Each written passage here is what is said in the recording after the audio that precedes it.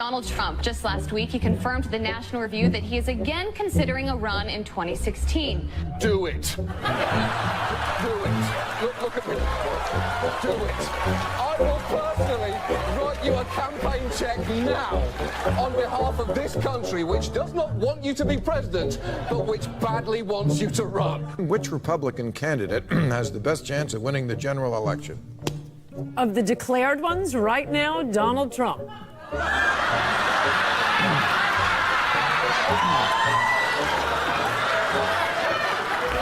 President Obama will go down as perhaps the worst president in the history of the United States! Exclamation point at real Donald Trump. Well, at real Donald Trump, at least I will go down as a president.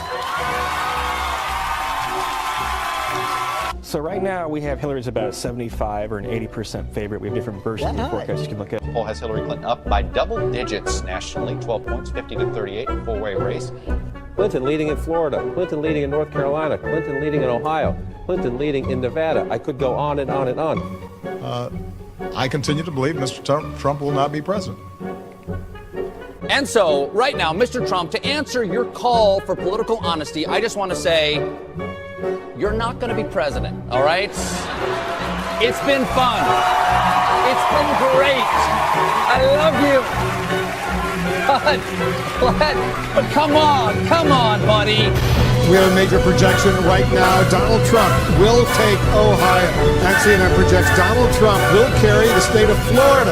Huge win for Donald Trump. Donald Trump, we project, will win in Kentucky, in Indiana, with its 11 electoral votes. West Virginia, Oklahoma, Tennessee, Mississippi, South Carolina, Alabama, North Dakota, with its 3 electoral votes, and South Dakota, Texas, Arkansas, Louisiana, the state of Montana, North Carolina, Georgia, Iowa, Utah, Wisconsin, Arizona, Kansas, with its 6 electoral votes, Nebraska with its 5 electoral votes, and Wyoming with its 3 electoral votes. Sorry to keep you waiting, complicated business. Thank you, everybody. We are not going to be taking any questions. Thank you, guys. Thank you.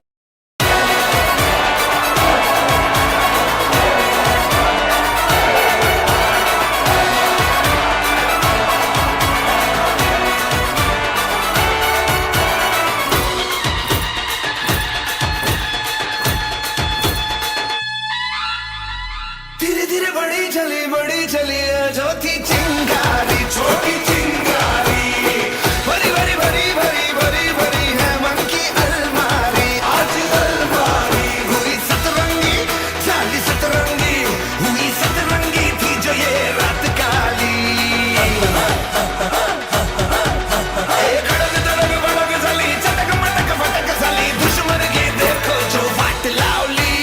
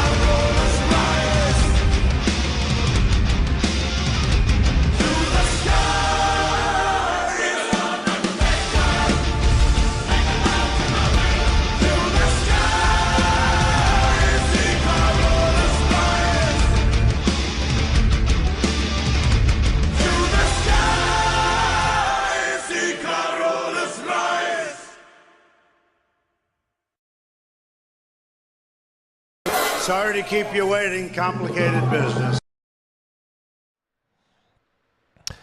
Sorry to keep you waiting. Complicated business. Hold on, I got to check on one thing here real quick. Real quick. Oh, there we go. There we go. All right. You're going to see I think the first ever Double D video game stream. Now, we like to be timely here, so I like to play timely games. That's why we're going to do the arcade version of Rastan. One of probably my favorite arcade game. It is my favorite arcade game of all time. I have fond memories of that. I'll tell you as I'm playing. But I just figured it is very rainy here. Mrs. D is about once a month. They do an all-day game day on Saturdays, and because it wasn't very good weather, Mrs. D is like, "Yeah, I'm gonna go." So, Double D's here all alone, and I'm like, you know what? I am gonna talk to my peeps, my people. You, who are the wind beneath my wings. Favorite Rastan weapon? I like the, believe it or not, I like the flail. I think it's a flail. Is it a Morning Star or flail? It has a really long reach. Now, mind you, I just got this on Switch, so I've like puttered my way through, but I'm still not very good. But you guys can watch, and maybe it'll bring back some memories, if not with this game, but maybe some others. Sabaton rocks. It does indeed, Shark. Good to see you, Rich. Mark Morrison. JNLSN family. Yeah, you were the one that asked about best Rastan weapon. Yeah, it's I would say it's probably that flail. Patty's here. May just be lurking. That's okay. Yeah, I just decided to give you guys a little bit of pick me up. Right, definitely a lull right now in the campaign with Miss Harris, the VP, somehow stumbling her way in. This woman, man, she is touched by God, I think, as far as luck goes. She just had to take a couple of shots from Willie Brown to the chops, and just like I said, blundered her way all the way up to the vice presidency, and now on the precipice of the presidency. Ouch! But fear not, I have reason to hope. So I told you guys after they tried to kill Trump, I was wearing my MAGA hat. I don't care anymore, so I'll wear it out, to like the store and all that. So I went just to to our local convenience store just to get like pop for game night last night. And on the way home, there's a Little Caesars right, on the way. So go in just to pick up some crazy bread, and young couple there. I'm thinking like probably mid-20s. And I was kind of like, I'm never looking for any confrontation or anything. If somebody said anything, I would probably just smile and say, hey, I'll chalk you down as undecided, Tiger. But I could tell the way they were looking at me, they noticed the hat. So I get my crazy bread, and the young woman, probably mid, like 25, she's like, "I like your hat." And I'm like, yes. I'm like, thank you. Yes, let's do this. I think there's a lot more people that are on Trump's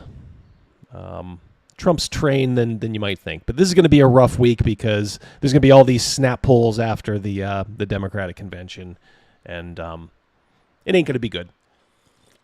They're going to show her up by a gazillion points, and just batten down the hatches. This is a time when just more than any other, just talk to family, talk to friends, get a project going, do some gaming, have some fun. Start paying attention again after the second week of September. That's when, I guess after the first time they debate at least. Because then things might be a little bit different. Yeah, price controls on food, yeah. Ask Venezuela, North Korea, the USSR, Cuba. How those price controls do work. Yeah, it's this is our fault, though. We do not teach basic economics. There are grown men on Twitter telling you that price controls are a good idea. They gotta be. Where you're complaining about high prices, right? They don't understand the consequences of it. As you guys know, I'm a CPA, and I did get a minor in economics in college, so I know a little bit. You don't even need that. I mean, you just need common sense. I mean, supply and demand. Hungar, good to see you, buddy. Crazy Bad and Trump Love has got what Double D craves, brought to you by Carl's Jr. 'Cause they pay me every time I do. Good to see you here, buddy. Fook. Yep, you have some communists in the White House. Yeah. Could be rough. I guess the only... and I know we like to say, like, why us? Like, why do we have to... Why do we have to go through this? But, you know, other generations... Each generation has its challenge. And ours is to... if you think about it, ours is to destroy communism without firing a shot. Kind of like, you know, more or less we did in the Cold War. But this time we have to do it in the arena of ideas. And it's tough. Because the lure of free things is very strong for dumb people. So, what can you do? Touched by Mark, says Travis. Good to see you here. Cal, our fearless moderator, keeping the porn bots at bay. Griffin True Silver. Nice to see you. All Valder. Yep. Nice to see you, Matthew. Off Grid. Let's see. Shape Takes here. Fook. Yeah. Looks like the gang's all here. The gang is all here. All right, so let's get right into it, shall we?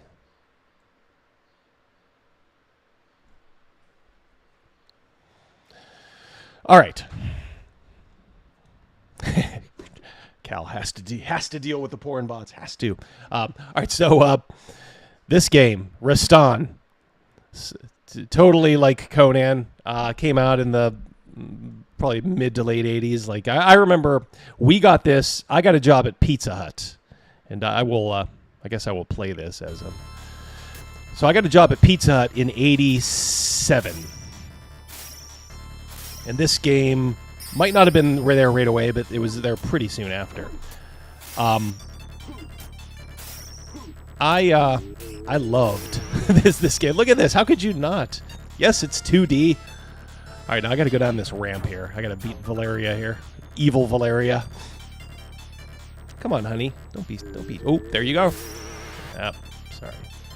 Hate to kill something so beautiful. All right. Time to slide. I bet you there's going to be a rock here. Ah! There you go. That's expertly done, Double D.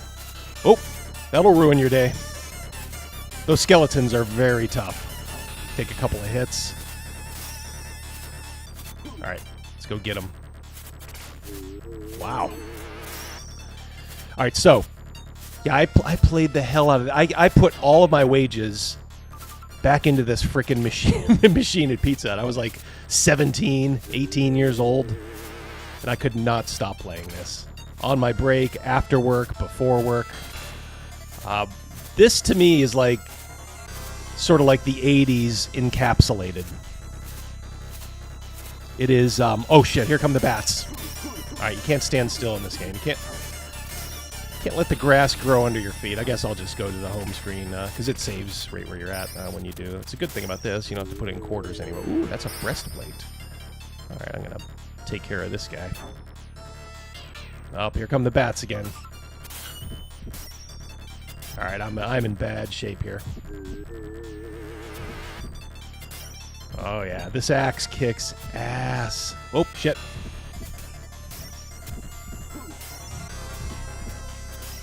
Ah, just go for it. Just go for it. Ah, damn it. All right, so little pause. If you've never seen this game or played it, it's just, you know, kind of your standard side-scrolling 80s But just that sword and sorcery thing. And there's, of course, a boss at every level. Let's see here. Fook. He's a fellow fan. Used to play the hell out of Rastan. Never completed it, though. Played it on the Sega Master System. Okay. Yeah, I never had the Sega Master. Store brand Conan. You better believe it. Rocks fall. You die. It's just a little rainy days and Saturdays always get me down, Thetan. Yeah, just killing a little time here. I know I think Nerd Cognito comes on at Rumble at 5, so I'll be off well before then. But I just figured why not kill a little time with the people that I know and love. Seems like we have 35 of you here. All right, let's do it again. These games were merciless back then. Like, oh, you think you're doing good, huh? Get all the way, and then, boom. You have to start over. Oh, that was just dumb, Double D. Double D, what are you doing? Rookie mistake. I told you I'm not, this is well over 35 years ago, when I played this consistently, so. But boy, is it fun. Something about these games. I mean, I know they're simple, but you had to understand patterns and be precise. Oh. I'm in trouble here. I'm gonna make a rush for this one.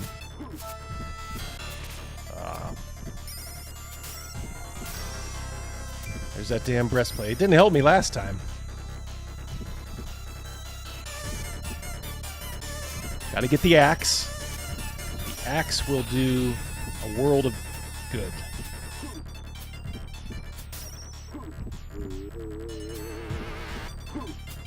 Oh, come on.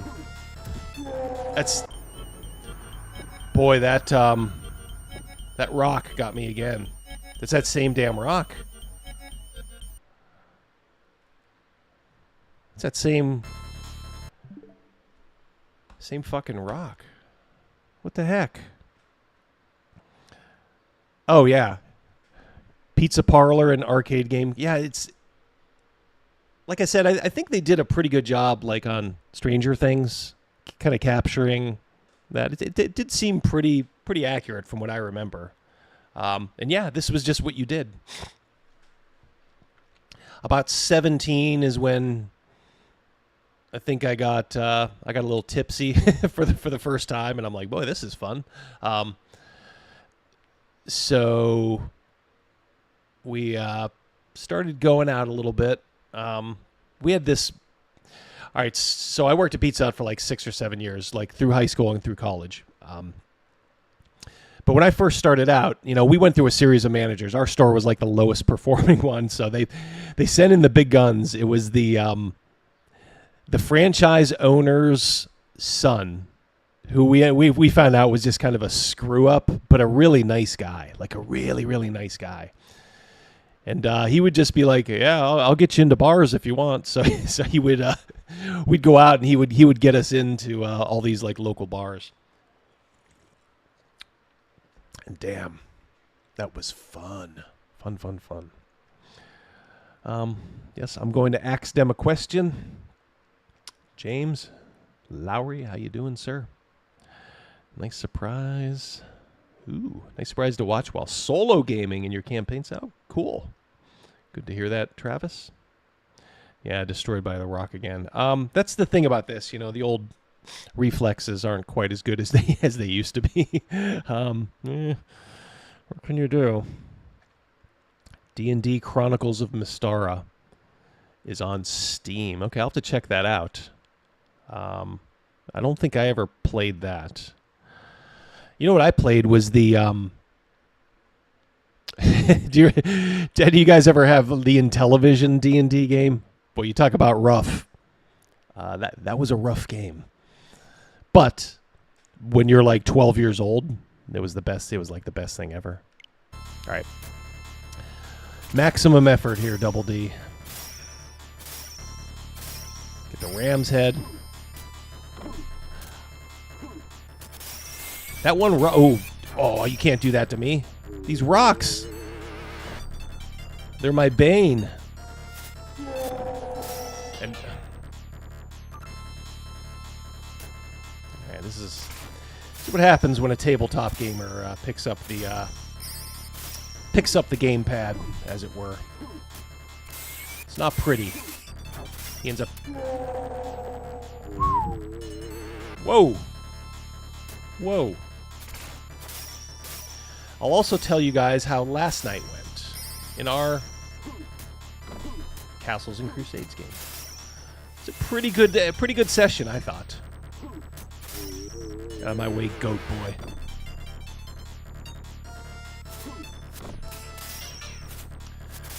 Didn't execute that perfectly, but... Oh, shit.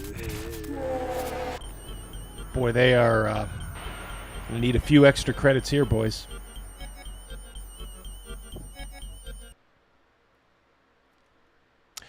Alright, so last night, they're going through...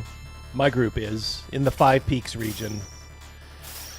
They're going through the tomb of Michaelis, who is an old prelate of the Western Imperial Temple of Halen.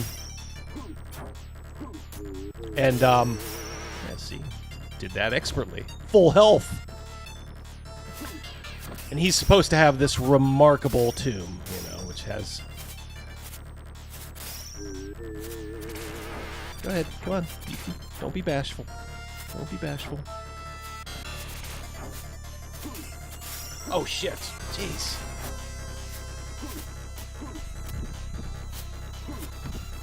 Don't think this is going to happen, guys. I think I'm in trouble again. I need a healing potion. Killed in mid-air by bats. I need to regroup. I gotta regroup.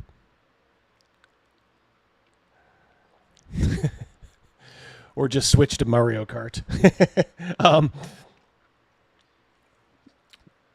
right, so last night we're go back to this screen just for a moment. So last night we're going through the tomb of Michaelis. I'll even turn on the camera here so you guys can maybe see, maybe not. Oh, there we go. Yeah, those of you who paid attention, I think, to my post yesterday. I did a post on this. But yeah, this is the catacombs right before the tomb of Michaelis. Sorry for the weird Batman like Dutch angle there. Yeah, so they go in there, and first of all, there's a hallway, like a big portcullis, on both sides of the room. I'm only showing you one there. So they have to open this. First, there's a shitload of zombies in here. There's like 70 zombies, okay? As you can tell, I kind of marked that on the Dwarven Forge walls. So their goal was to trap the group in here. So they opened the portcullis from the hallway that they were coming in from. And they actually did trap a couple. But before they got there, one of the NPCs actually, who one of my players was rolling for, rolled a perfect 20 on his lift gate. And this portcullis is huge. It's Dwarven made.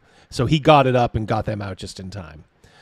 So then they went back in because they know they have to get through here. So my wife's character, Sister Brenna, starts turning undead. And because she's 5 levels higher, she starts disintegrating them. Completely annihilates like 40, 45 of them before she fails. And once you fail, that's it. Then you got to start doing it the old-fashioned way. And even with, this is what I like about Castles and Crusades. You know, even just like 20, 25 low-level zombies, just 2 hit die monsters, they do 1d8 damage. My wife was very in fear of her character, because if she goes, it probably starts a cascade, because she's the only magical healing. But these zombies aren't dumb. they saw how she ignited, set 40 of them on fire and disintegrated them. So when she stepped in, they surrounded her, and that's who they were trying to get at. They were almost not even paying attention to everybody else. And my wife was down to like 5 hit points. I don't think you could challenge a level up a party of like 5th and 6th level characters like this in like 5e with zombies. Oh my God. With all the feats and like the cleaving and the this and the that, and this spell takes care of 100 of them. It was just so refreshing to be like, yeah, this feels right. I mean, they'll probably win, and they did, the players, that is. But they're legitimately like, okay, this is getting dicey. This is getting pretty serious now. We got to take care of these guys. Only 10 hit points per. That's it. Boom. So, I think they had a pretty good time last night. Of course, not all the way through. Bigger, better things are yet to come. Yeah, please do. The chalk on the... again, I'll show you. If you have Dwarven Forge or any of this type of terrain, just buy those like chalk markers. And all I want to do is just give the effect like, okay, guys, there's catacombs in the walls. So, there's little niches. You'd think like, oh, that probably took, forever. No, it took like 10 minutes. I mean, I didn't spend much artistic effort on it. I just drew it on there just to give a little extra level of immersion. That's it. But nothing too specific, where, the players couldn't kind of fill in the blanks on their own.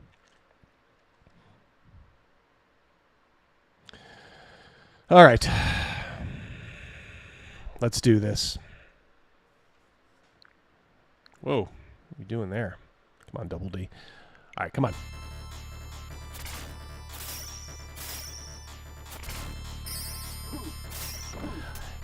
This game pays you to be aggressive. So the more you like kind of run ahead and just kind of like swing crazily, you actually get rewarded a little bit more. Except, when you're reckless like that. I was a little too aggressive there, Double D. Dial it down a little bit.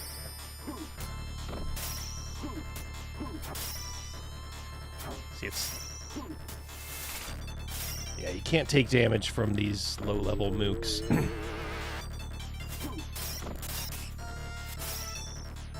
This is a little bit better.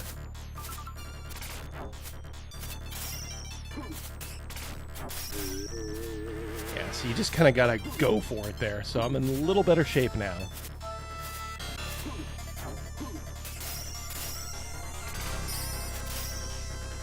All right.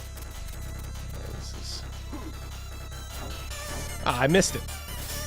Come on, Double D. How could you miss it? Don't you run away from me, you rotten little oinker. Oh, shit. I got away from it. Oh, I need that. Oh, God bless it. Oh, I'm in. I'm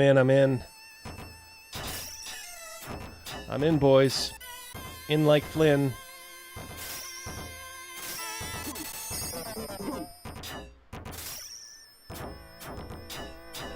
Boy, these guys are relentless. Come on. I don't know if there's a difference between the green ones and the sort of black and yellow ones. It's just... I can't even get through. I guess they're just going to keep sending them. So I got to make a run for it. I got to get as close as I can. Ah! That's okay. That's okay. That's okay.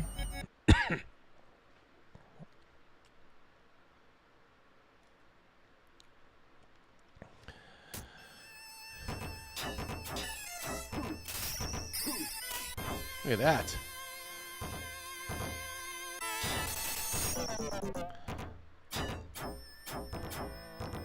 We got the mashers here. Oh boy. There we go. Kind of Conan-esque, isn't it? Shit.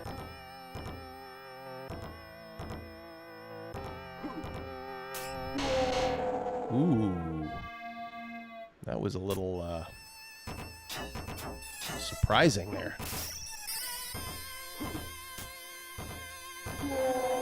What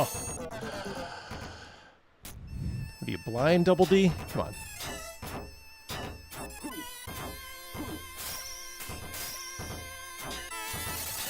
So, back to Pizza Hut. First job. I might have told this story. Employee of the month, my first 2 months. I was proudest of the second one. First one, it's like I was a hard worker coming in, but then I just kind of figured, like, they probably just give this award to every employee at some point. You know, everybody just kind of takes turns with it. They're like, nope, you're still Employee of the Month, Double D. You're keeping them pizzas rolling. Those personal pans. Oh, shit. Yep. If you stand around too long in this game, they'll start sending the bats after you, and that's it.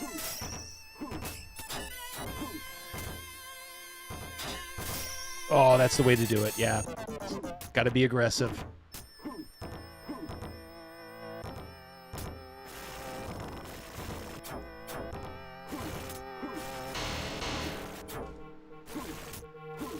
Oh, shit, what are you doing, Double D? Oh, my lord.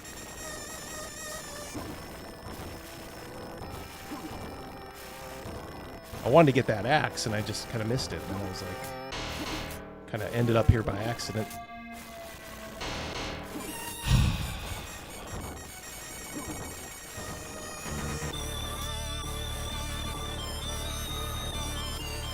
Not in bad shape here, boys. Might be in business. Gonna be a rope here, I know.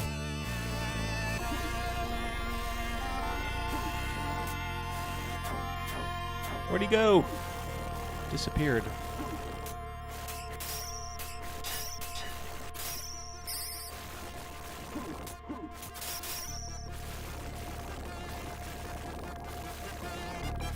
Is the red good for me?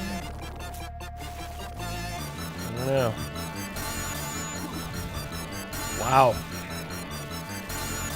I'm in the zone. In the zone, fellas.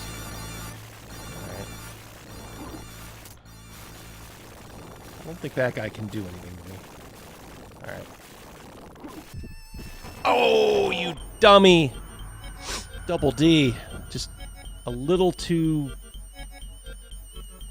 much juice on that slide. A little too much, Alright, at least it's not starting me at the beginning of that one. Is that... I mean, you could do this back in the day, but... Man, it would cost you. It's like you walk away from that machine, you've just lost everything. I couldn't imagine like spending money to finish this game, how much money it would have cost. I mean, not that I didn't try, but holy smokes. Alright, let's see if we can do this again. Wait till that first one goes up. Be careful on this, Double D. Your life is at stake. Hyperborea is at stake. Here we go. All right. Wait till that last one goes up and then down. Oh! Oh, it tricks you. Did you see that? The last one tricks you. You think the pattern is it keeps going up. Okay.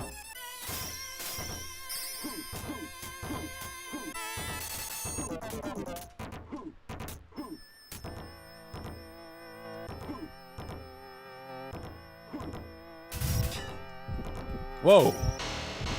Wow. All right, that's not good. That is not good.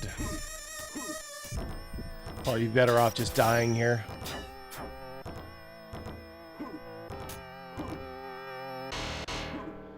Come on, Rastan. Is that the guy's name? Yeah. I wasn't even... I wasn't going to do anything with that life anyway. Is the red poison? The red might be poison. Like you have to... Oh! Kind of a nifty maneuver there. I jumped up, ended up behind him.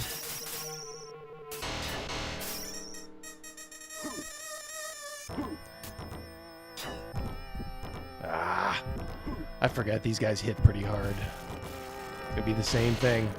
This has to be flawless. Alright.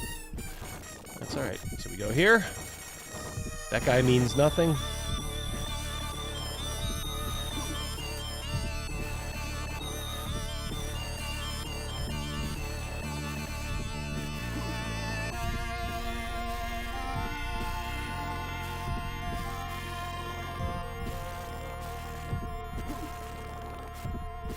Up, up.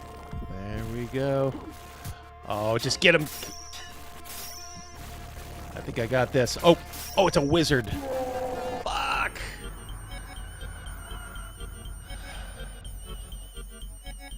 So close, boys. So close.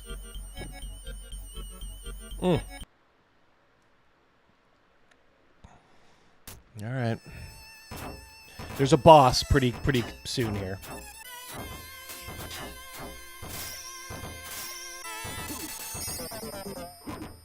I think that red is poison. Like, I think your health goes down every time you drink it.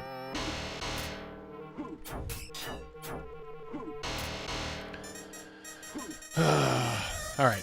So, what was it like to work at Pizza Hut in the 1980s? It was fantastic. Like, I hear like horror stories like, oh, McDonald's was terrible to work for. I love Pizza Hut. It was tough at times. Our lunches used to be so freaking busy. They used to have this special where you'd get a personal pizza, a salad, and a drink for like $1.99 with this coupon. We ended up loathing that coupon because we would just get slammed so hard at lunchtime.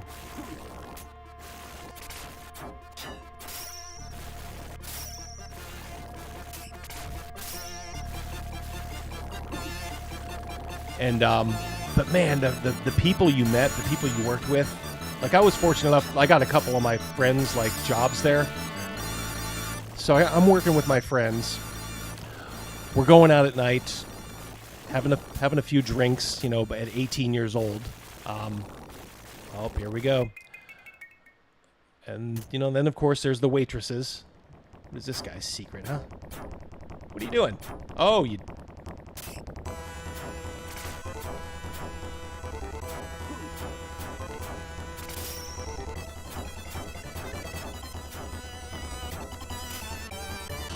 Just lobs fireballs. Okay, all right. I see your game. All right.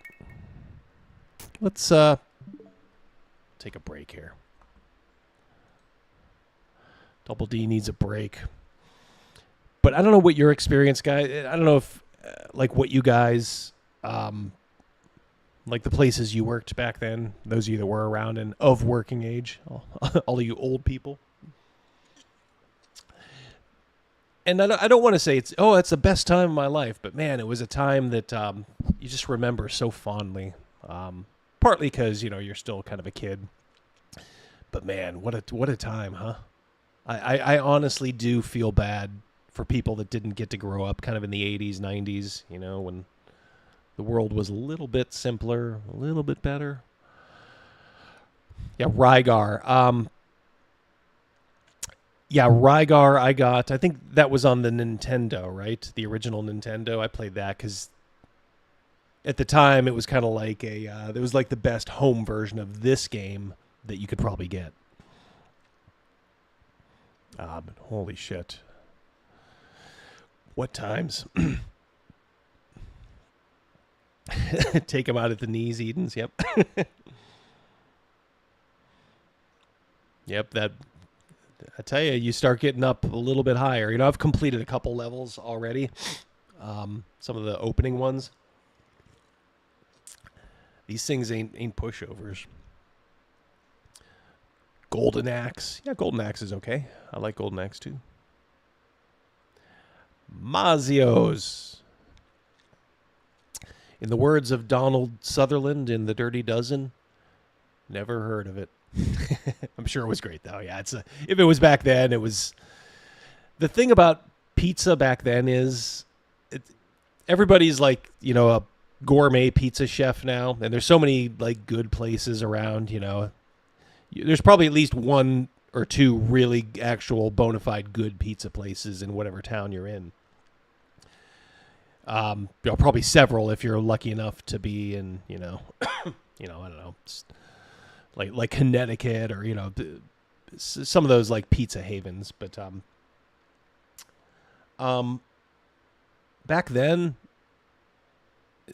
it's hard to tell people, but like Pizza Hut was considered like the best like the best pizza. It's kind of sad, I know. But you know what? I still have a fondness for it. I don't know. I'll probably die wanting a piece of that pizza. I mean, I get better pizza now. There's a local guy who makes good solid, like hand tossed pizza, and it really is good. It's, you know, of course, better than Pizza Hut, but I don't know. Just got a weakness for it. Shark working at too. Let me raise this up. I cut these off for some reason. I don't know. I'm not prepared for these bigger messages. Togo Sandwich Shop. Some kids there, but a good number of older men workers. And my God, lots of awesome women workers. Yeah, absolute smoke shows. Yep, the owner was awesome. The food was great. Yeah. Yeah, I had my first, I don't want to say my first crush. Probably my first infatuation as, I guess you could call it an adult. I think I was 18. At Pizza Hut, I fell for this like waitress like pretty hard. She was older. Like I was 18 and she was 21, I think, 20 or 21. And she was, I think she had even was married, but like separated from her husband. And that was a painful lesson in how women will use men for emotional support. Because she did give Double D the runaround back then. And you know, when you're in the moment, you don't understand what's going on. You're just trying to chase it down. But looking back on it, I'm like, oh yeah, all the tricks you end up knowing, you know, when you're a little bit more seasoned, shall we say. Yeah, she was using them all, but it's okay. Sometimes you got to go through that. That's the only way you learn. So, hey, led me to where I am now, so that's fine. But yeah, no fun at the time. Faux show. I also felt really bad because my friend Scott, Gavin Morgan, he lived right up the street from the Pizza Hut, and he got dumped by his girlfriend on prom night. They ended up getting back together, but this was right when I was in the middle of chasing that woman. And I chose hoes over bros that night. I'm like, dude, let's go have breakfast tomorrow. But I'm like, I got Debbie, you know, here. We're gonna go out. We're gonna go out afterward. I felt bad afterward. But he was getting, like, to be fair, like he was pulling women for some reason. He was like an early starter, I guess. He was pulling women at like the age of 14. I had like zero luck. So you know, this is one of the first ones that I. You know, started to get some traction with. So, yes, I'm ashamed, but I learned. Bros over hoes. All the time.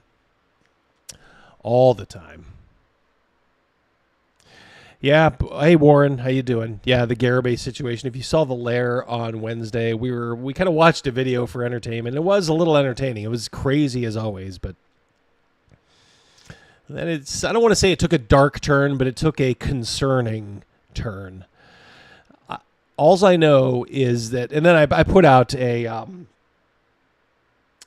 tweet or a post on X and just said, hey, can anyone look in on Scott? Anybody who maybe has a little sway in that world, just because he was getting all emotional. He was actually in tears over D&D, and I understand that's his thing. He likes being the Wizards of the Coast fan. I guess fanboy is probably the best word for it, but cheerleader, I guess you could say too. But this looked a little different to me, and also Crazy Mouse, who's he's not in the online world, so his only exposure to this stuff is when he comes here on Wednesdays and just kind of experiences it. He was like, afterward, he's like, he's like, that wasn't good. Garret talking about meeting his maker and all that stuff, and so anyway. Webhead Mike said he may still have a couple of strings he can pull just to make sure. Webhead Mike seemed to think like it's been 6 days. He's probably okay, but probably not a bad idea to just check in. So if he is listening, Scott, take care of yourself, and you got to pull away a little bit, I think, from this stuff. Look, I love games. Just like anybody. But this can't be your life, man. this stuff. I know I know it's the focus of this channel, so there may always be that sort of, slant to it, of course, because that's why a lot of you guys are here, but that's why I'm not afraid to talk about other things on the layer, like just going through some crazy libs of TikTok video or something like that. As you guys know, I'm out and proud MAGA, as you guys should all be, because that's the only choice. So yeah, we delve into that world. That's the real world. One thing I've noticed is sometimes when people say that they hate politics and they don't ever want to get anything involved, like in their games or like their channel or anything, like no politics. It's fine. And for some people, it's probably a good idea,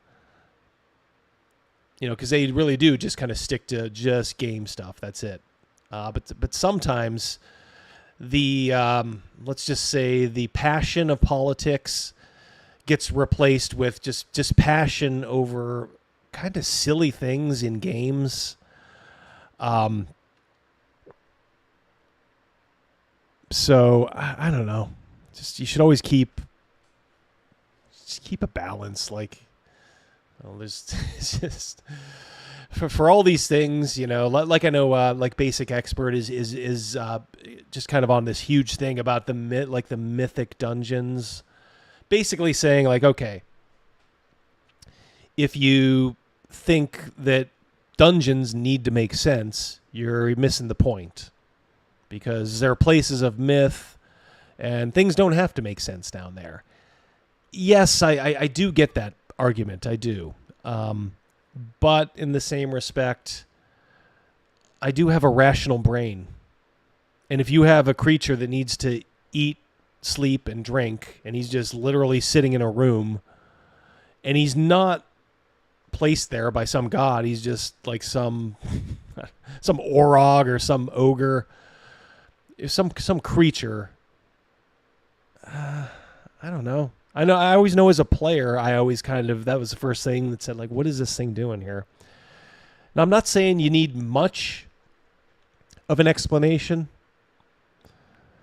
but a little effort in that area might go a long way, in me. I do like to have my dungeons not be complete fun houses. We have this thing in Birthright called the Shadow World, which can explain away a lot of things, for good. But I always try to have it make a little bit of sense. It doesn't have to make complete sense. This is, a fantasy world. We're just sitting around telling stories. So entertainment is keen. But if you just start going to this, you can do whatever you want. Just throw whatever you want down there, and just say, hey, that's the way things are. Respectfully, I disagree. I mean, why not mythic skies then? Just dragons, just nonstop flying overhead. Hey, that makes but why not? You can do it. The skies are where the gods live. I don't know. As always, the correct answer for this kind of stuff is common sense and probably a little bit of column A and a little bit of column B. So it's never the most entertaining one, the one that you can make, kind of posts on X and, try to burn people or make videos on it. I understand passion, and I understand, look, we're all in the entertainment business on YouTube. So I do understand that aspect. So I'm not, please keep in mind, I'm not saying like, it's 100% wrong and, you should, hate them for it. I'm just saying the correct answer, as always, is a little bit of that, but probably a little bit more of something else. So that's kind of where I put it. Yeah, Shark says he's been running the Mythic Underworld dungeons forever. Mysterious, yeah. But I would also say this. Yeah, it's just a better way to probably say what I've been kind of rambling on about for the last couple minutes. Internal consistency. Doesn't have to be completely consistent, mind you. There can be explanations, but it should never, the quote-unquote mythic underworld should never be an excuse for DM laziness, like literally just going through and like, all right, I need a quick monster here. This one is the right hit dice. I'm just going to put this here. It's presumably the gods don't do it that way. So as the DM, why should you?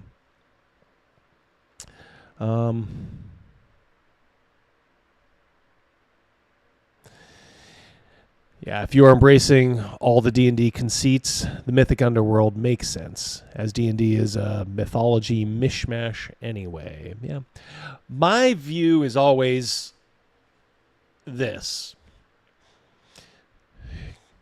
Could what we're running fit into like a pastiche of something like Fafhrd and the Grey Mouser, the Fritz Lieber stories?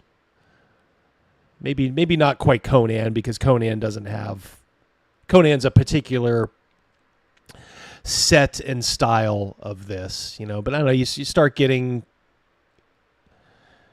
into things like Fafhrd and the Grey Mouser, kind of opens up maybe a little bit into the fantastical. Conan, it's like almost like everything seems to like kind of make sense. If something is there, it's either undead or it is almost biological.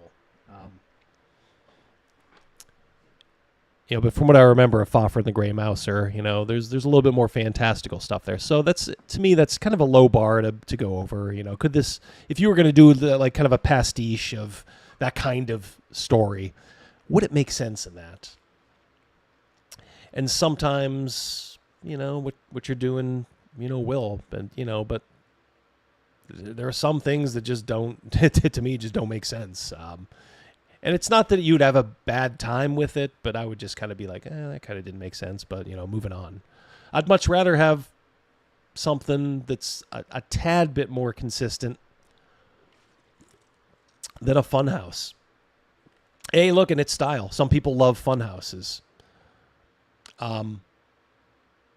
As I said, a little bit of funhouse in your dungeon is like spice. Use it as such. But for us, just sometimes guys, I do just kind of think like the stuff like that is like, it's just an excuse to just throw things in there. It doesn't have to make sense, because then if it doesn't have to make sense, how much effort do you have to put into it? One thing too, I'm kind of down on right now is just pit traps. Maybe it's just 40 some odd years of pit traps, but if I see a dungeon now, if it's like if I bought like an adventure or something and I'm just mining it, I never use adventures like straight out of the box anyway, but I think the only one I did mostly like probably like 90% was Greg's Barrow Maze. But even that, I made changes to kind of suit it to our world. But man, just pit traps have become so overdone and just kind of boring. The only pit trap that would get my attention is a bottomless pit trap. Like, oh yeah, you fell. All right, well, how far? No, you don't understand. They're gone. Either dead or they fell into another, the astral plane or something like that. That's it. Oh, shit. Really? It's just because it's always such like, oh, there's a pit trap. Oh, you take, 2d6 damage or 1d6 damage. Oh, there's spikes in this one. Add a couple more dice. And it never seems to kill the players, and it never seems to harry them much. Sometimes you can spice it up with like an undead creature down there, which, yeah, okay. I've done that.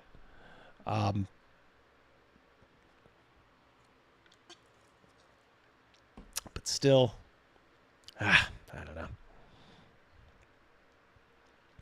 Yeah, nix it. Use pit traps, but they have a place and purpose. Yeah, not random or Rube Gold. But yeah, maybe that's more of what I'm going on. Look, a well-designed pit trap, like around something that is luring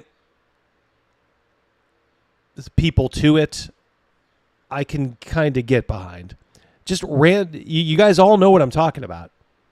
We're talking about a 100-foot hallway, and there's a fucking pit right in the middle of it. And I understand that's tradition, that's design, and okay, that's fine. And, maybe for a fun game that has its place. But man, it's just, as a player, you get a little like, all right, what are we supposed to do now? I guess we have to say that we're prodding the floor every 10 feet with our 10-foot pole. Ha ha ha,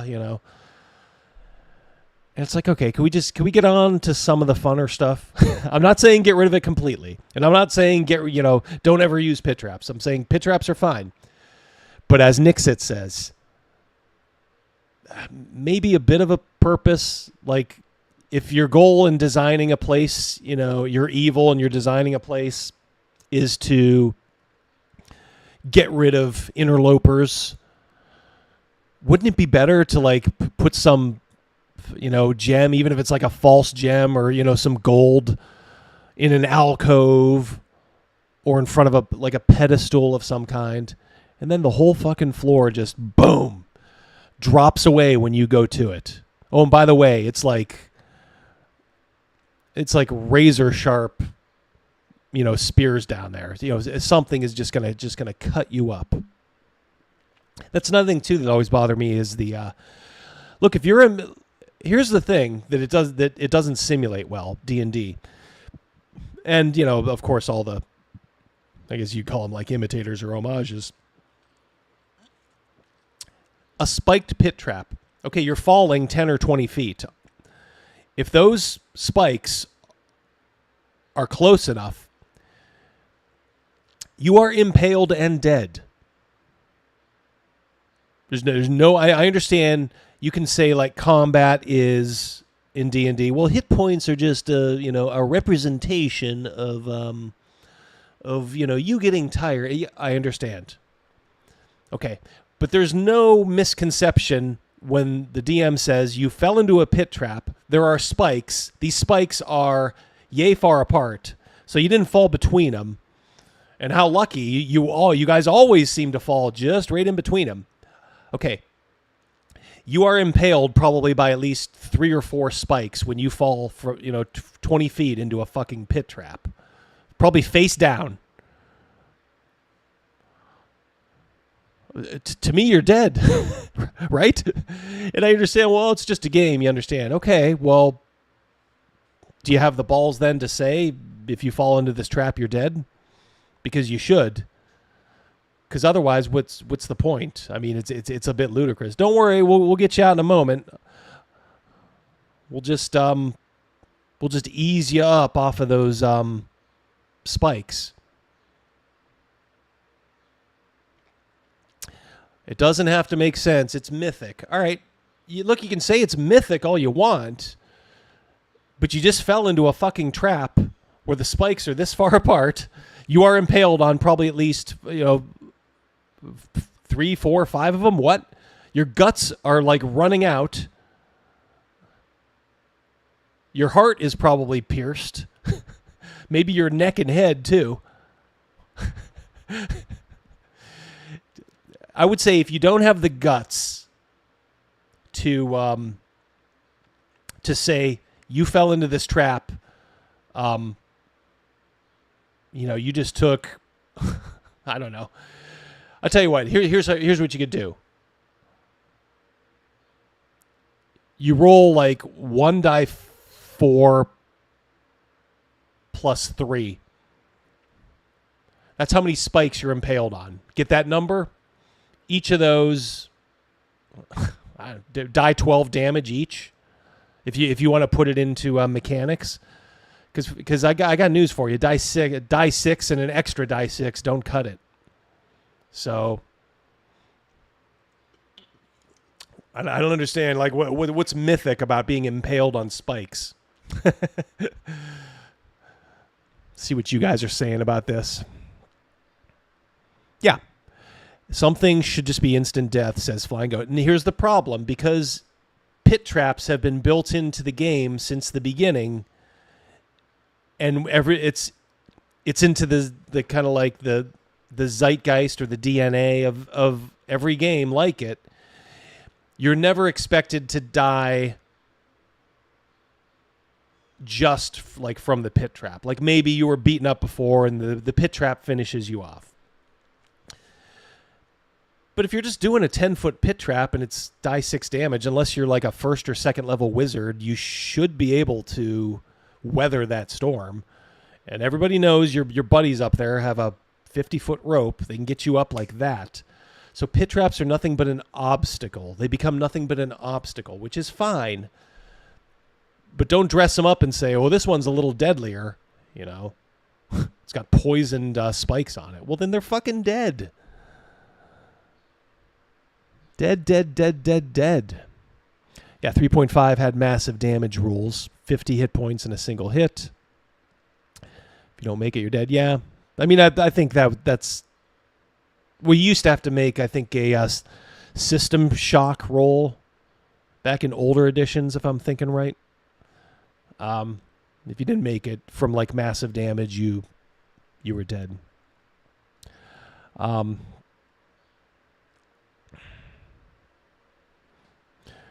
Magnificent Devil. The pit falls into a deeper level of the dungeon in a sealed room with no way back up or obvious exit. PCs are either split up or have to follow those who fell. Make the traps about hard choices. Yeah. All right, I can get behind that. Yeah. Yeah, because it does sort of take you into another place. And then maybe there's another danger down there. Yeah, and you say no obvious exits, so yeah. So obviously you do have to... You can't just drop them in a place and, have it's just like, hey, you're done. So it probably does have to be some way out of there. But there could also be things coming in, once they fall in. And maybe that's where the mythic part comes in. You fell down and, like Gandalf in Moria. Here you landed still alive, and now guess what? This demon that inhabits this lonely trap gets to harvest your soul. That's its reward. It gets the occasional soul to harvest, which feeds it for 1,000 years. There you go. There's your mythic quality. I just punched it up for you. But yeah, I like that. Yeah, but just the 10-foot trap that just inconveniences you. I'm not a fan. Didn't think I'd be talking about this. But it's been brewing for a while.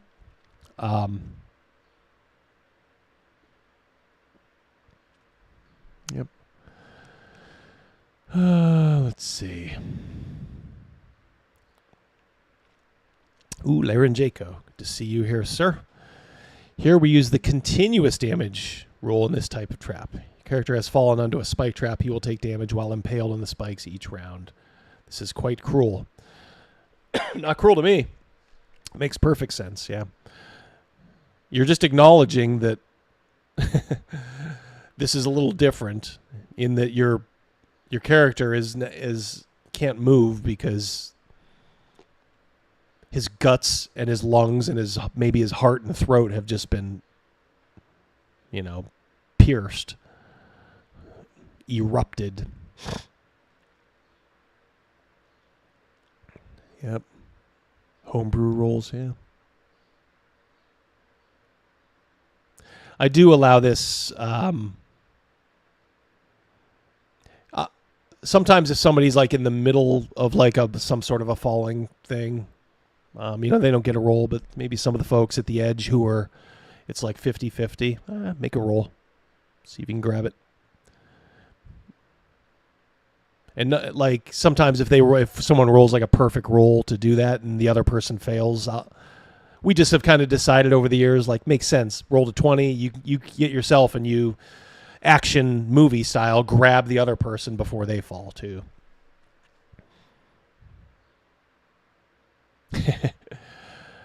Pit traps with gelatinous cubes.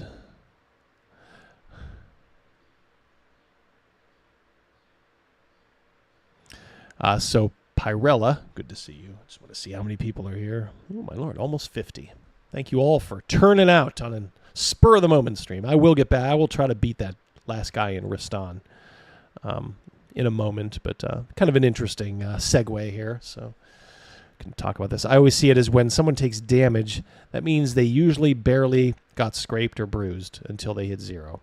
Or like hit points or luck points for the most part. Yeah. That's the way a lot of people see it. That's kind of why they did this in the early aughts with a lot of games. Vitality and wound points. I'm telling you. That is a really, really good system because it leans into this. Yes, your vitality points are the traditional hit points. Oh, you got a critical hit? Now you're actually wounded. And maybe the damage is proportional, but you're wounded. I was always a big fan of that, and I was kind of disappointed it never caught on into D&D itself. Because maybe it's just, like I said, my brain, the way I look at things. It's a good explanation for what people have struggled with. Let's face it, since the beginning of the game, what do hit points really represent? Is it your health? Is it your vitality? This thing made it crystal clear. Critical hits, boom, right to wound points, or you're all out of vitality points. Now it's starting to you are so beaten down. Now they're getting through your defenses. To me, it seems so logical. I can't be the only person who liked that system.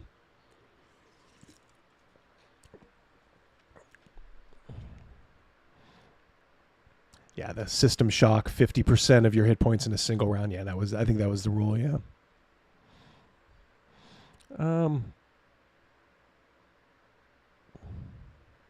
That's the rule, yeah.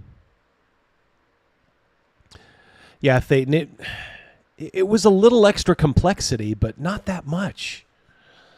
They did it in the Star Wars game, I remember, when Wizards of the Coast had the Star Wars license. Man, I remember reading it, and I'm like, I like this. You're not getting rid of everything. It's not some obtuse, or extremely deadly system.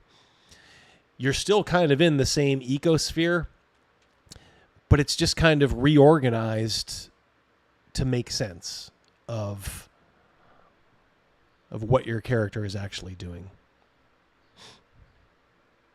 Let's see. Anybody else on this? Yeah, Wizards Star Wars game. Yep. That was actually kind of fun. I like that game. All right, guys. Let's go back. Let's do this. I got to beat this wizard who keeps phasing. He keeps phasing out.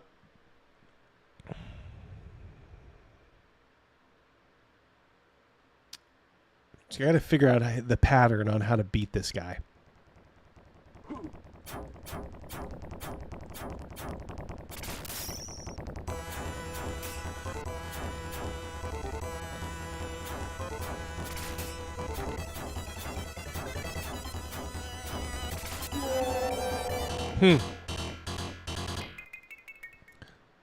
Okay.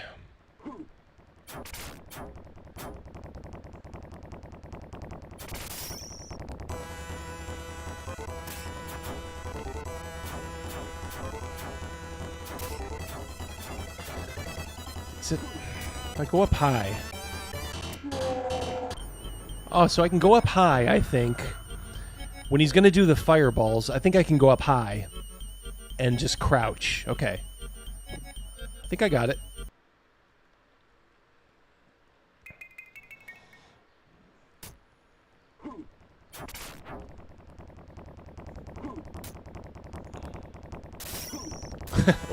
or just get blasted with 2 or 3 of them.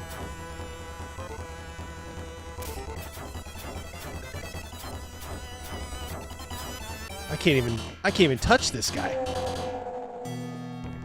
This guy owns me. Go up high and duck. All right, which is fine.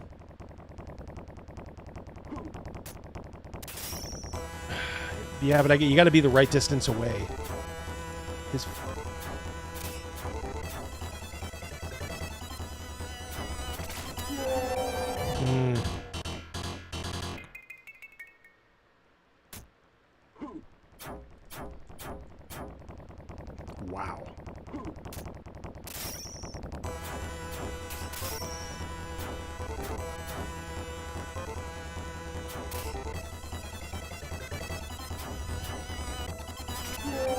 Wow. Wow. This guy he's eating my lunch.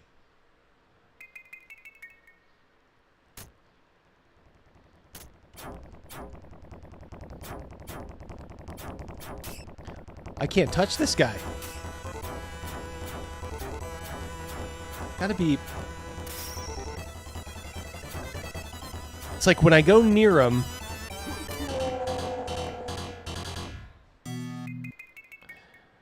Make sure you're behind him when he attacks. Okay. But he adjusts. It's like hard to get behind him.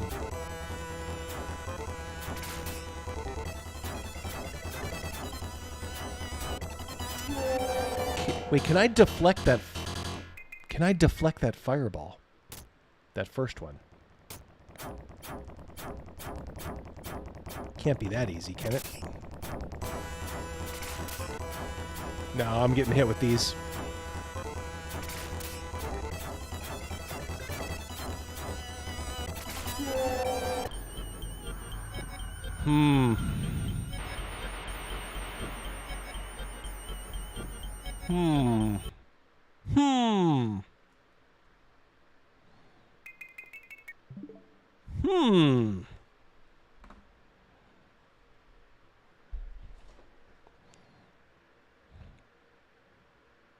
I don't know.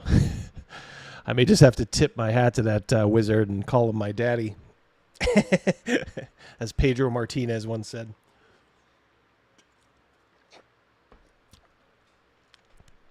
Every time you get near him, he starts to phase, and then he just lobs fireballs. Yes. I hear you, GGW. There are only 2 left, wizard.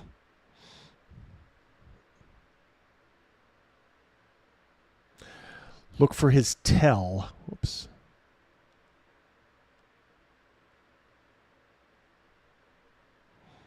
Look for his tell and jump over to the other side of him. Okay.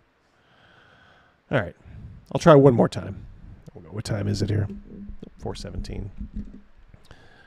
2 swings back up, jump between them, repeat. 2 swings back up, jump between them. These might be a little harder to execute than you guys might think. These are 50-some-year-old reflexes you're talking about here. I may just have to plow through and button mash. I figured out all the other bosses before that. I've beaten like the 3. There's been like 3 bosses before this guy, so I have gotten them. They all have their little pattern. All have their little tells.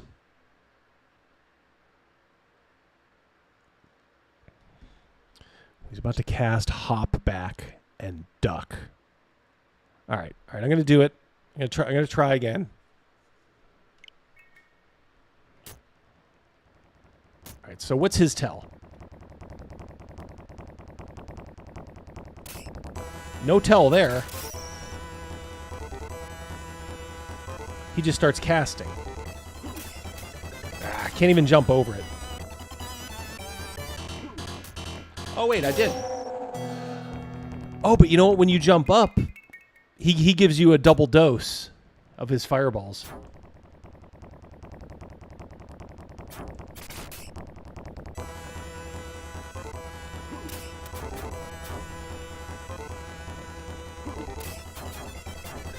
I can't get away from these. It's like you can't...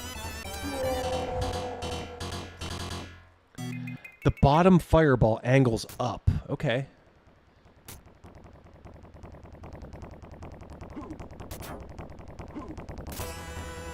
Does it? It looks like it's going straight for my nuts.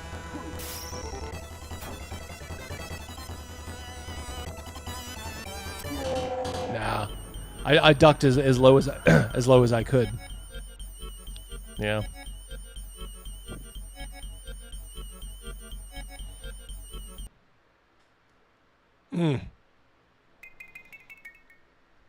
Come on, Rastan, you can do it.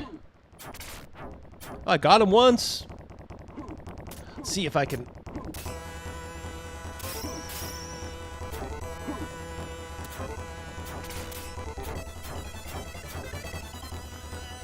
I have vague... It's like I have vague memories of fighting this guy. Like, I might have gotten this far at Pizza Hut after spending probably like a week's pay.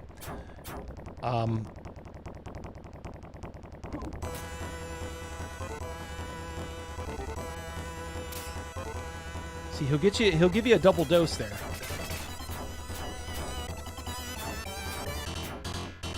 It's like great. This guy's like Toth Amon. Can't touch him. You have to jump to the second. I'm on the second level, but he'll still get you with the fireballs up here. Alright, so that's fine. So it's like I can evade him, I guess, but it's like I still need to hit him, Travis. Oops. And then, like, that's like 3. I don't know what... I don't even know what his pattern is. This is sorcery, damn it. Quadratic wizards, yeah.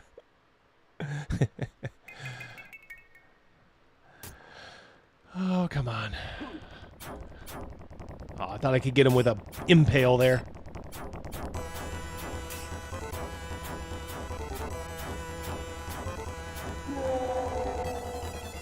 This is just sad. We have to do some research, figure out...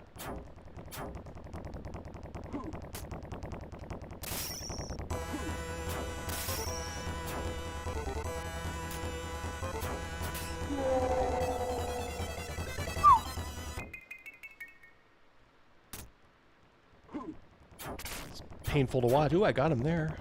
Let's see if we can go up here. No. He's too close. Yeah, I guess you maybe do have to get to the other side, but... What's his tell?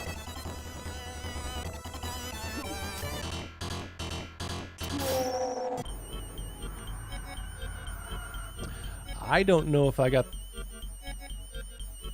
the reflexes for this anymore. For this guy. There's got to be a trick, I know. Oops. Got a little too close there. It's just... This guy is something else, man.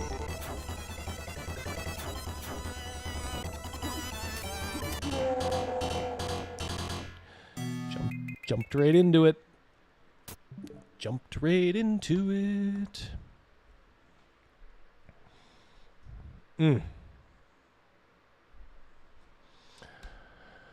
All right, guys. Well, I don't know.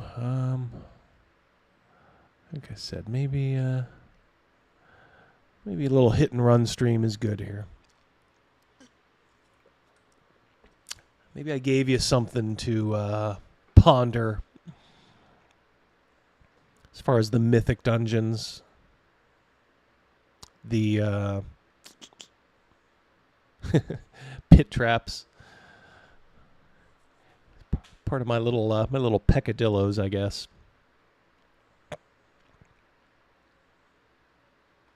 It does do more damage to jump and stab downward. No, it does. I did get him once, but I don't think you can make your living doing that on that wizard. Ginny D has done a new video. Oh my lord. Is that her hold on one second here. Did she do something? All right. One moment here. One moment.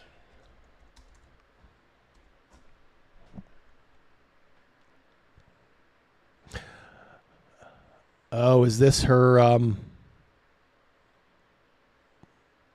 right, one sec.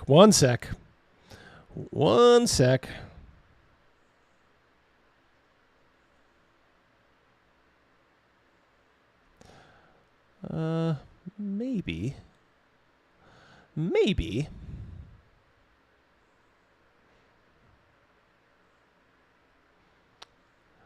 All right, I'm going to go to the basic screen. Now, you know what? Maybe we go to the EFAP screen.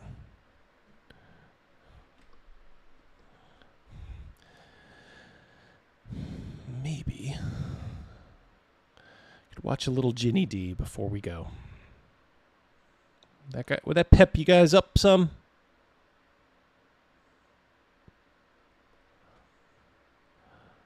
Would that pep you up? Oh, there we go.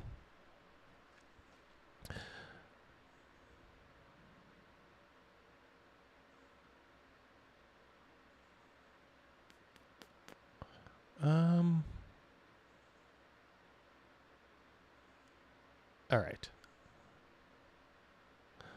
Let's watch a little bit.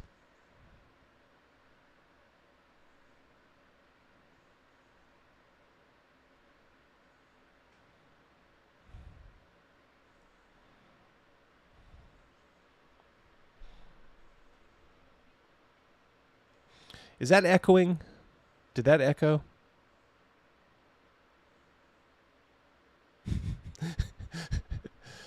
This is her card.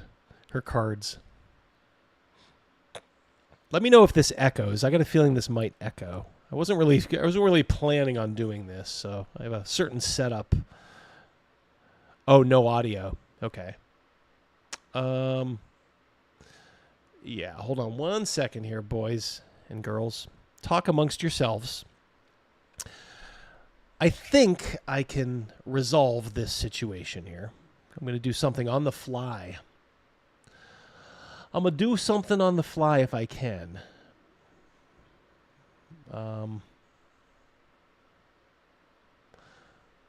Let's see. We'll see if this works.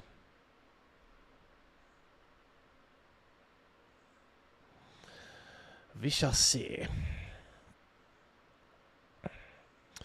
See if I can just do it as a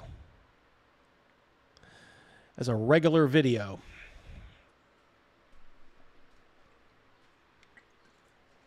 And then there's no need to display capture, all that stuff.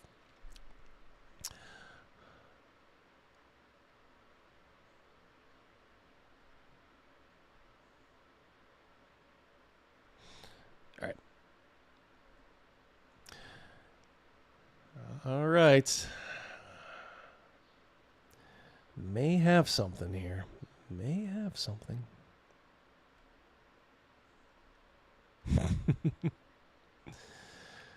What Shark's making me do. Ginny D released a video. It's like bait for me.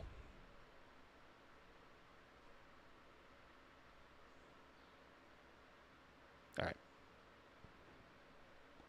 In just over 2 months, a D&D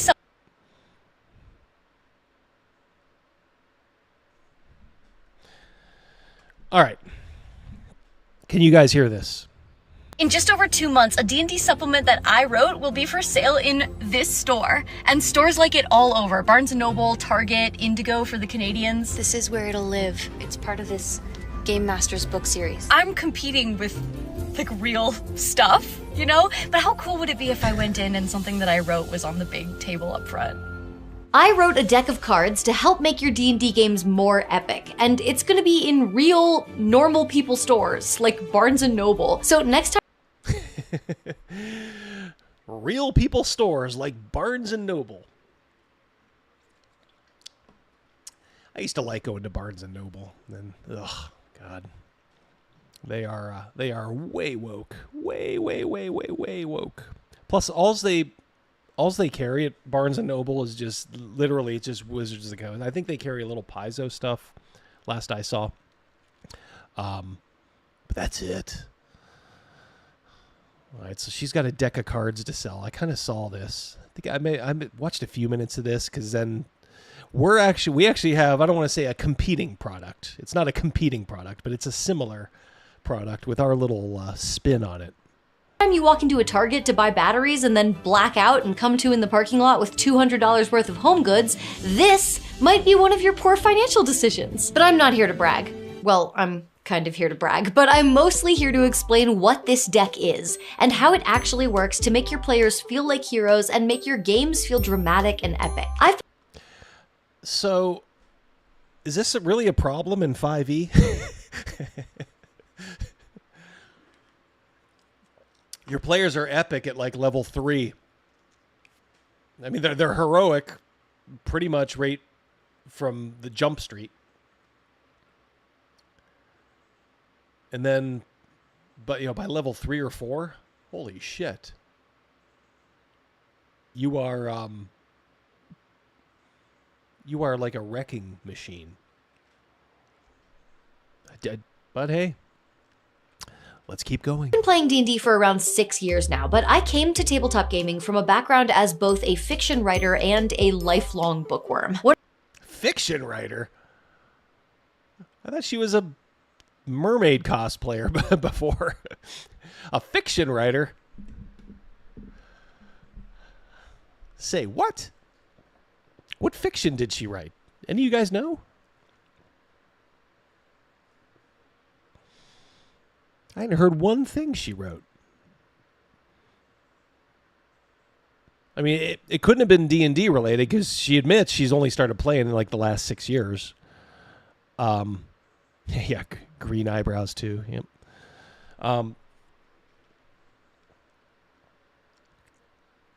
Yeah, this chick was just a cosplayer. She pretty much got drummed out of the mermaid cosplaying community because she wanted to do like borderline, like nude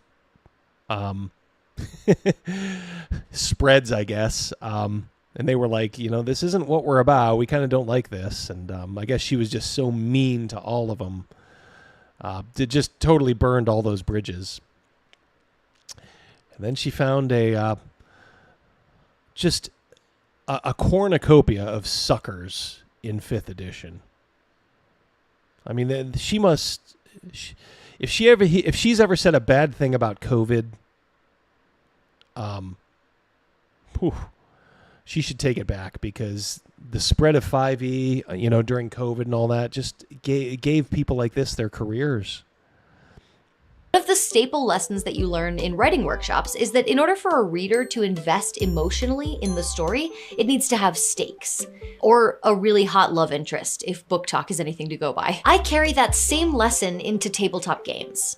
The lesson about stakes, I mean. The highs should be high, the lows should be low. When you're stepping into a world of epic adventures, you want your triumphs to feel powerful and glorious. And in order for those triumphs to feel meaningful, there also need to be real consequences for failure. I find, especially once you reach higher tiers of play, that rewards and punishments both can easily start to feel underwhelming. You reach a point where magic items just don't carry the same excitement as they used to, and where any punishment short of death. The gold loses its luster, and the only thing left is a father's love for his daughter. Sorry, just musing while I'm listening to Ginny talk about her deco cards. To totally make your characters kick ass. Death is either trivial or tedious. Enter the Game Master's deck of Boons and Banes. I wrote this deck as a tool to help you provide big, dynamic experiences for your players, good and bad. Here's how it works. It's a deck of 40 cards, 20 boons and 20 banes. Boons are rewards that give your player characters new abilities, and banes are punishments that impose limitations on them. All the cards have the same back. She's got a little bit of yin and yang in there. So you can use them as a deck for the purpose of random draws if you want to. On the front, there's a beautiful piece of original art by Tim Foley, who absolutely killed it by... All right, hold on. One sec.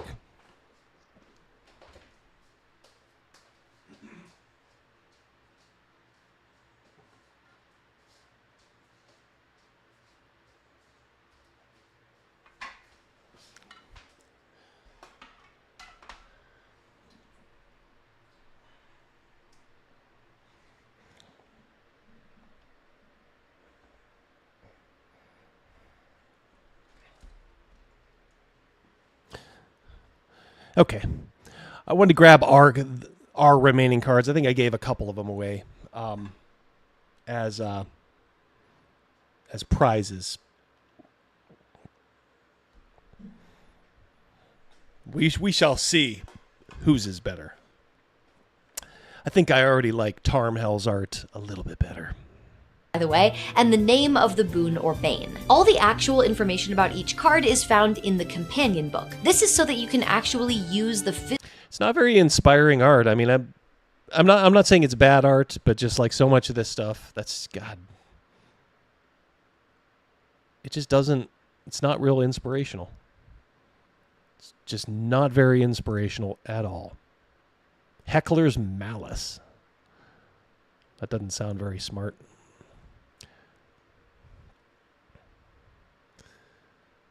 How many of these are just like young women going to town on physical these cards at the table without spoiling any information that you want to keep secret from players? So the cards are player facing and the guidebook is GM facing. Each card has 3 elements: effects, scaling tips, and side quests. The effects include a flavor description of the boon or bane and also the mechanics of how it works in gameplay. Scaling tips suggest how to reduce the impact of each card if your player characters are below level 10, since as written, these are intended for higher level play. And each card includes 2 related side quests that you might decide to use in order to weave the boon or bane into your narrative. For boons, the side quests are implied to happen before the boon is granted, so you do the quest and are rewarded with the boon. For banes, the side quests are undertaken to remove the bane, so you get the bane and then do the side quest to get rid of it. I feel like this will make more sense in the context of an actual card, so let me show you an example. This is a boon called Arcane Absorber. First, we get a little flavor description of the character developing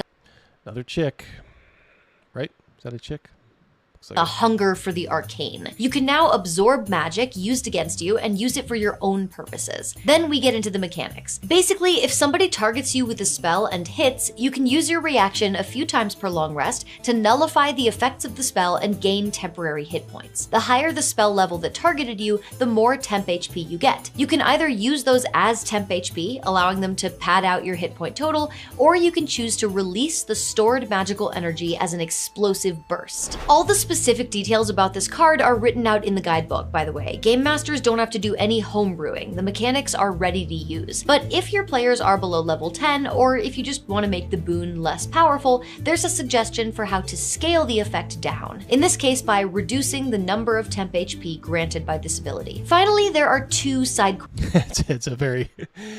it's a very complex scaling there. Just reduce the temporary hit points.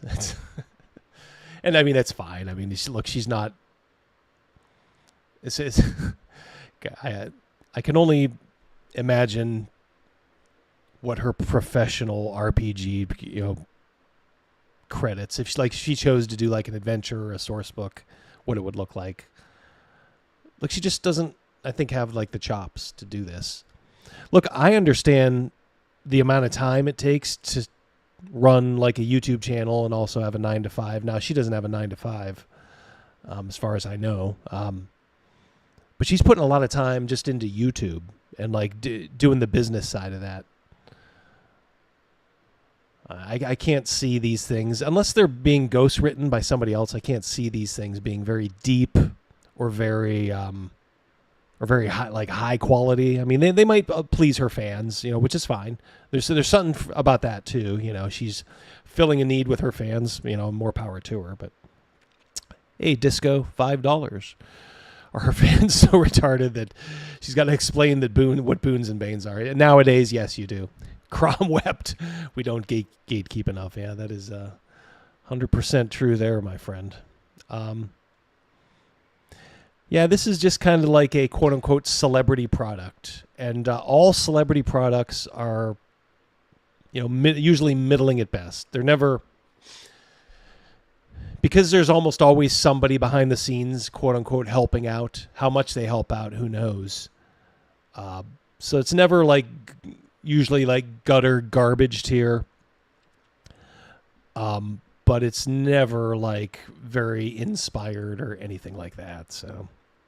Quest suggestions. These are very loose, just a starting point for GMs. For example, one of the Arcane Absorber quests begins with the PC being hunted by a Spirit Naga. I learned about Spirit Nagas while writing this card. They're basically evil, immortal snake wizards. And no, you can't use that as a band name. I'm using that as a band name. If you track the Spirit Naga... I mean, you guys have to give it to her. She does YouTube pretty good. Don't particularly like her, but she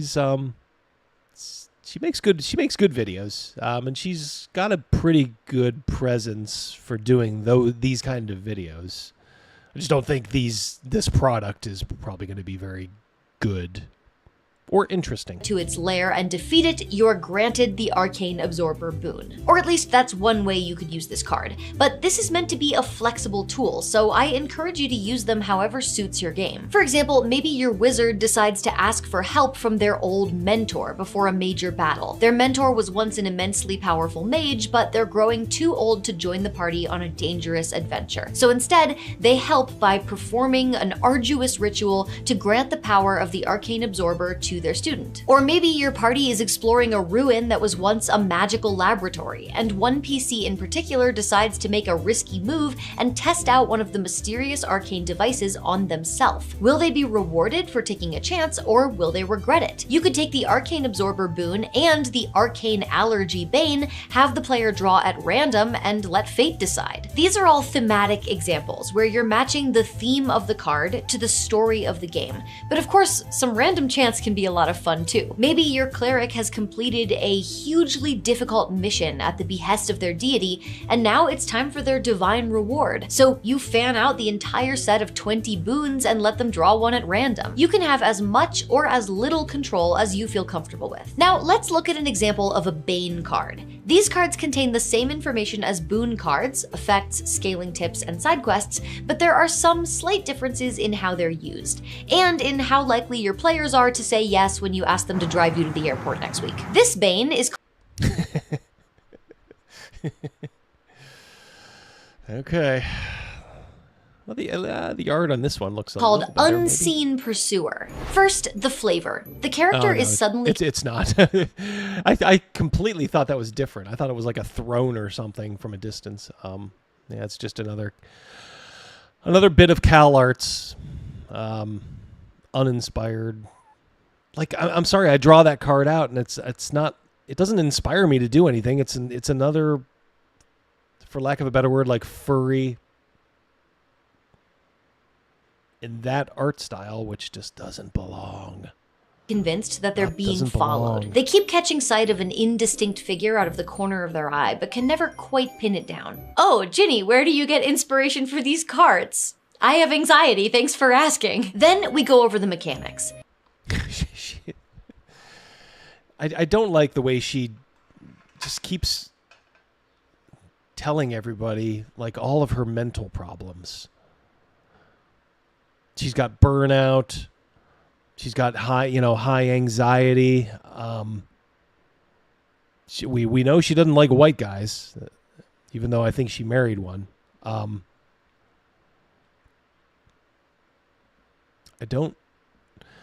We don't need to hear about your, and this kind of millennial Gen Z thing where like, oh, we'll just turn it into humor. Haha.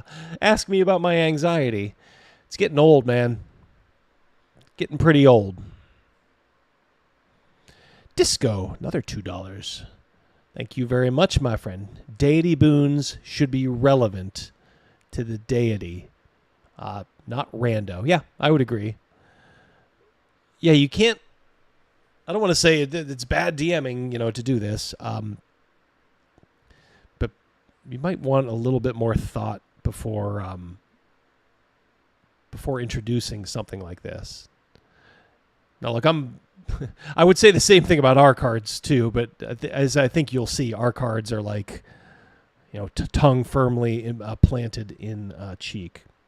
This fear keeps them up at night, forcing them to make a con save with every long rest or toss and turn all night, taking a level of exhaustion. When they go into combat, they can practically feel the unseen pursuer breathing down their neck. They have to save against being shaken by its presence, and if they fail, a 1d6 penalty is applied to their attacks and saves. To scale this card, you just tweak the saving throw DCs. Now, the side quests are where the biggest differences are between Boon and Bane cards. Let's be honest, these Banes are pretty nasty. You don't want to play with these for very long. The quest hooks are the player's way out. Complete the quest to eliminate the Bane. The quest hooks on the Boon cards are more or less interchangeable.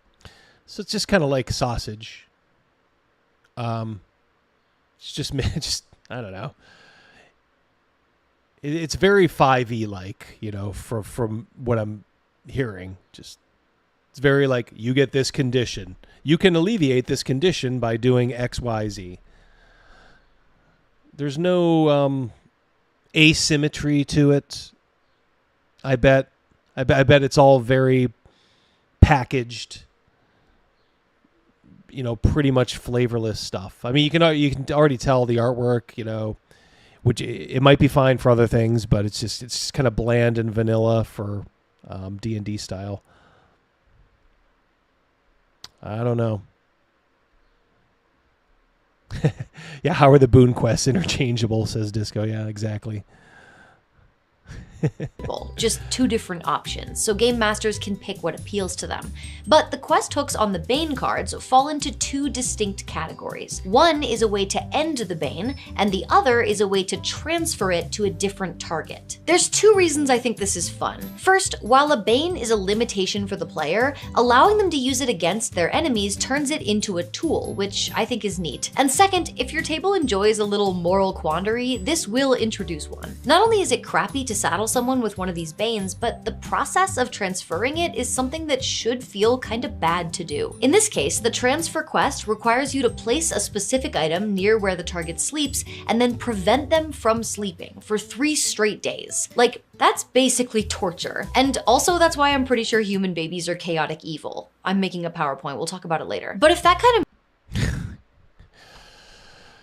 had to get her pro-abortion dig in there, I bet. The Ultra American TTRPGer, $5. Thank you very much. As an autistic adult in the hobby, nothing makes my blood boil more than seeing how easy it seems for folks to use mental illness for a cash grab. Yes, indeed, my friend. Yeah, I've always said if you can use your autism as a humble brag, How autistic are you? Maybe you're just, you know, an a-hole like, well, Ginny D. Yeah, I don't. It just kind of bothers me. I mean, I'm not saying you have to keep everything inside, you know, be, you know, greatest generation, you know, bottle everything up, don't tell a person, you know, but good Lord, you have to tell everybody all the time what you're going through. Move isn't right for your table, you can always just stick to the side quest that eliminates the Bane completely. In this case, you can eliminate the unseen pursuer by making contact with it and learning that it was once a living person affected by this same Bane. If you can track down the body and give it a proper burial, it will leave you alone. Again, that's one way you can use this card, but it could be used in a million other ways too. Like maybe you... Yeah, this we're only halfway through, so I mean, I don't know, maybe we can go for it on Wednesday or something. I don't want to go past 5. I think Nerdcognito's going on at 5. I don't like to stream over friends, especially when it's just kind of a spur of the moment. But I will show you here before we go.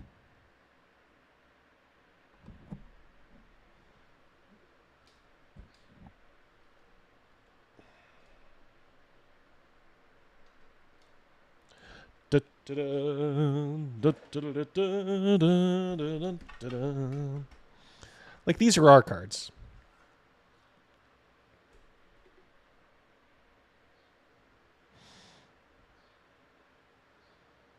I don't know why the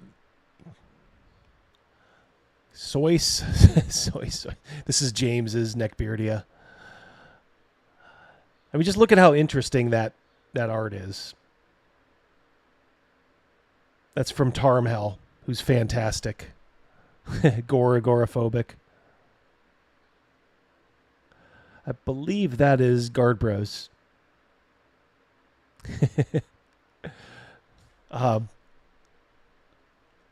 Your best life.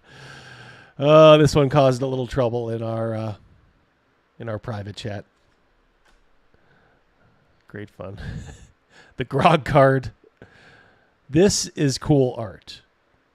Okay, it's not that fucking Cal Arts, you know, sausage mill style.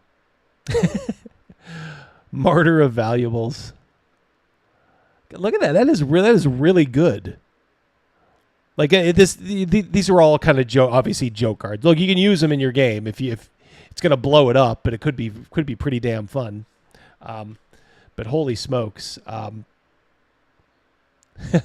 White men can leave. This might be Miguel's from Red Room, maybe. Just great art, though. I mean, he's working on the rest now. We're gonna have a full deck of these things. These are the promo cards. Neurodivergent. As you can see here, you know, if you do want to put these into your games, we do. You know. They say you aren't quite right. In the head, discover your true self. Roll a die 8. You can do all this stuff if you want. I mean, it's mainly just to kind of show your friends and get out and read every once in a while. Then, of course, we have Double D's card. And I think he knocked it out of the park here. This is mine. Great art, Tarmhell. Yep, these are the hands of hovering. You're getting a little too handsy with the Village Maiden. And now you can't touch anybody and nobody can touch you, so you can't get any healing. Probably can't get attacked either, but good Lord, you're gonna live a very lonely life. I love the little him just trying to get to the rear end there and just can't do it. Can't do it.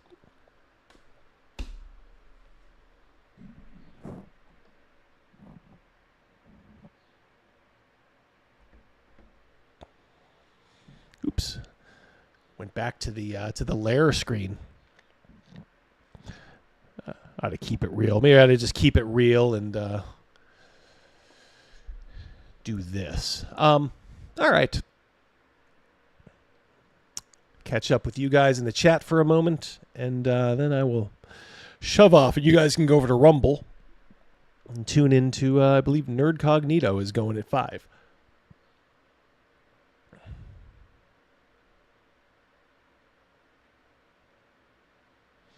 Yeah, tabletop. Yeah, I don't believe. Yeah, I think autism is way overdiagnosed now. I think sometimes people are just assholes, and it's just like, oh, just call them autistic. It's like, no, you just learn how to bite your lip a little bit, and you'll be fine. You don't have to use it as a crutch. Some people legit are, and they're a little awkward, but that's all a lot of autism is. It's just people just awkward.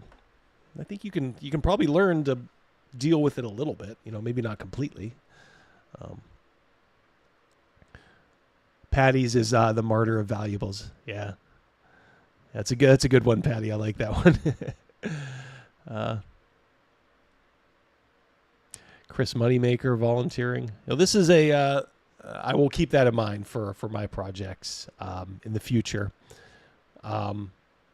This is a Neckbeardia project who's just kind of overseeing it, and I think he is very eager to get this thing underway and then off of his plate.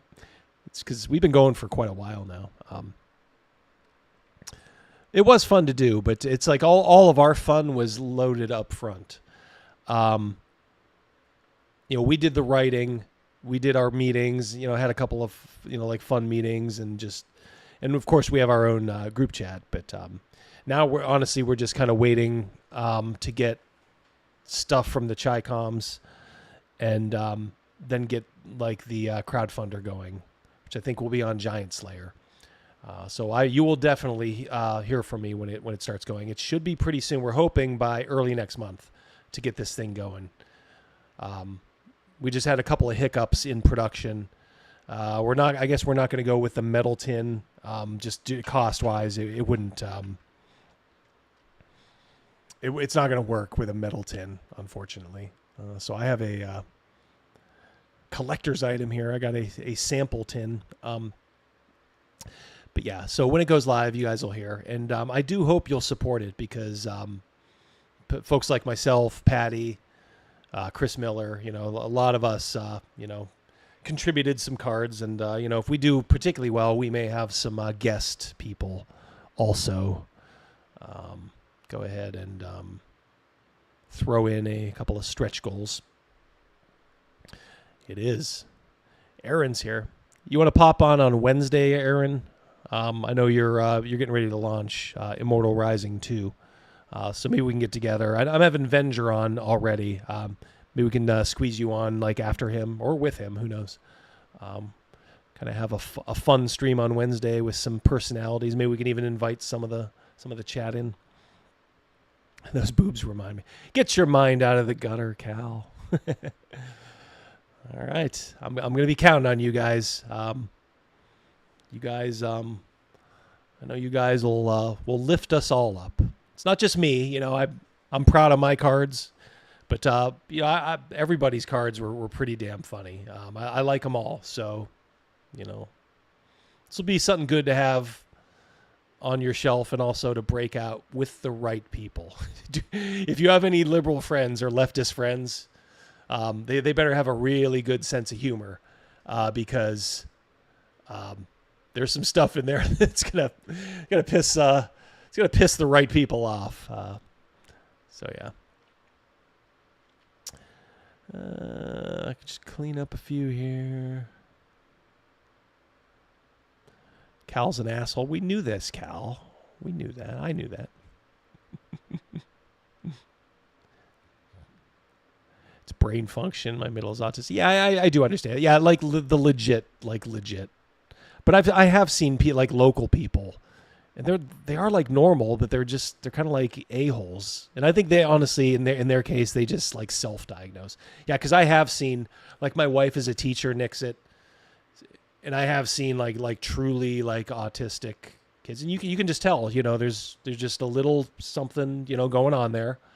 But then it's like those are the folks that I compare to, like I said, just some of the people who like to throw it around as an excuse to just kind of be jerks almost. So yes, I know I have a couple of very very cool autistic fans. Ultra American. I know autistically accurate too. Yeah. We love everybody here. Yeah, Frank Frazetta, Deck of Many Things. Where did I see that? Anyway, glad I clicked on it. Should be available for pre-order in September time. Yeah. Yeah, thank you, Patty. Yeah, somebody said about the Frazetta Fook. Yeah. Boy, that would have been something, huh? That would have been something. Parody X-Card, yeah. Only problem is that would have just been like one card. Yeah, self-diagnosed is BS, yeah. Yep, unfortunately. You see, I think, a lot more of that online, too, Nixit. There's a lot of self-diagnosed online people, and they really are kind of just jerks. I've seen a few in person. And actually, the one I'm thinking of in person at the game store, he's a really nice guy. The thing is, he just kind of talks over you. But other than that, he's like really, really normal. So I'm like, I don't know, is he? Because he doesn't show like a lot of the like the traditional signs. Sometimes I just want to tell him like, buddy, you're fine. We can work this out. He's a younger guy. Just let people talk and we'll be good. So, all right, yes. Being used for bad behavior, yep. Right, so I didn't expect we'd be doing the old autism term, but yeah. All right, so all right, guys. I'm gonna sign off now. Hope you guys have a great rest of your weekend. Thanks for tuning in on the fly, as it were. Just wanted to hang out. Like I said, I actually wanted to test out. Can I play video games here if I wanted to? I guess I can. I got to figure out how to beat that wizard, though. So, all right, guys, I'm just going to stop here because it's 5. So if you want to go over, like I said, I think Nerd Cognito is streaming. There's probably others in this sphere, too. I just kind of wanted to pop in during the afternoon and then pop on out. So you guys have a great night. Thank you all again. Thank you guys for super chatting. Really appreciate that. And we'll talk again most likely on Wednesday, unless I can squeeze in a video. Still kind of kicking around a few ideas, still writing some stuff. So we'll see how that goes. All right, guys, take care. And